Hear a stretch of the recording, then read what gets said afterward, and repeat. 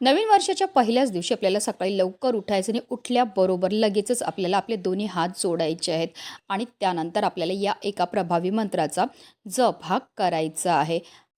कराग्रह वसते लक्ष्मी, करामध्ये सरस्वती, करमूले तू गोविंद, प्रभाते कर दर्शनम.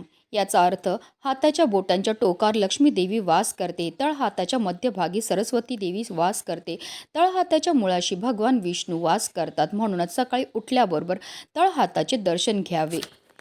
हा मंत्र आपल्याला आपल्या कर्मावर विश्वास ठेवायला शिकवतो. आपल्या हाताने केलेले काम हेच आपल्याला धन, विद्या आणि ईश्वराची कृपा मिळवून देईल. त्यामुळे सकाळी आपल्याला हाताकडे पाहून या देवांचे स्मरण केल्याने दिवसभर सकारात्मक आणि यश मिळते असे म्हटले जाते.